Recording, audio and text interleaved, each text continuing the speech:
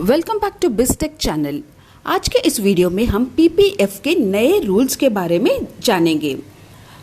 ये नए रूल्स आपके अगर ओल्ड अकाउंट है या फिर आप एक नया अकाउंट ओपन करना चाहते हैं तो आप दोनों के लिए ये नए रूल्स ही अप्लीकेबल होंगे।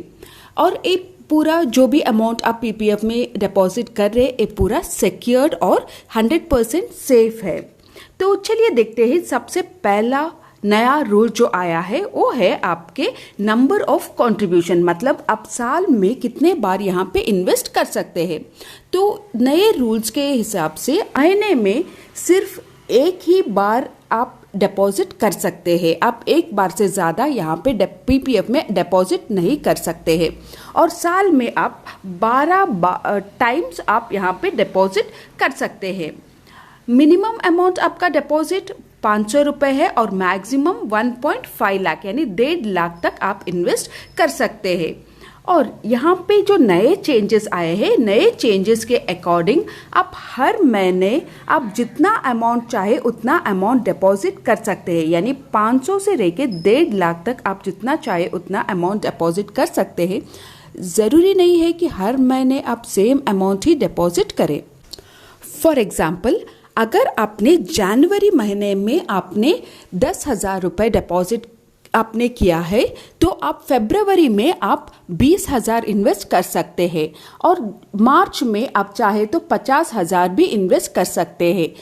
वही अप्रैल में आपके पास अगर अमाउंट नहीं है तो आप फिर से 15,000 भी डिपॉजिट कर सकते हैं। यानी यहाँ पे कोई भी रिस्ट्रिक्शन नहीं है कि हर महीने आप एक फिक्स्ड अमाउंट डिपॉजिट करना ज़रूरी नहीं है। आप जितना चाहे उतना अमाउंट यहाँ पे डिपॉजिट कर सकते हैं। नेक्स्ट रूल हम देखेंगे लोन फैसिलिटी। आपके पीपीएफ अकाउंट से आपको लोन फैसिलिटी भी दिया जाएगा। लोन रेट ऑफ इंटरेस्ट जो है यहाँ पे सबसे पहले इम्पॉर्टेंट बात आपको याद रखना है कि अगर आपने यहाँ पे 3 साल तक आपने पीपीएफ में अमाउंट डिपॉजिट किया है तो ही आपको लोन मिलेगा। तो पिछले 2 साल का जो भी अमाउंट होगा उसका 25% आपको लोन दिया जाएगा। लोन पर जो इंटरेस्ट रेट आपको लोन जिस दिन आप लेते हैं उसी दिन जो इंटरेस्ट रेट रहेगा वही आपको कंटिन्यू हो जाएगा। चाहे गवर्नमेंट ज़्यादा बढ़ाए या इंटरेस्ट रेट कम हो जाए, लेकिन आपका जो लोन आपने लिया था उसी दिन से जो इंटरेस्ट रेट आपको लागू होगा वही आपको कंप्लीट होने तक, अब जब तक आप अपना लोन अमाउंट रिटर्न नहीं करेंगे उस दिन तक आपको सेम इंटरेस्ट रेट ही कंटिन्यू हो जाएगा। नेक्स्ट है पीपीएफ अकाउंट एक्सटेंशन।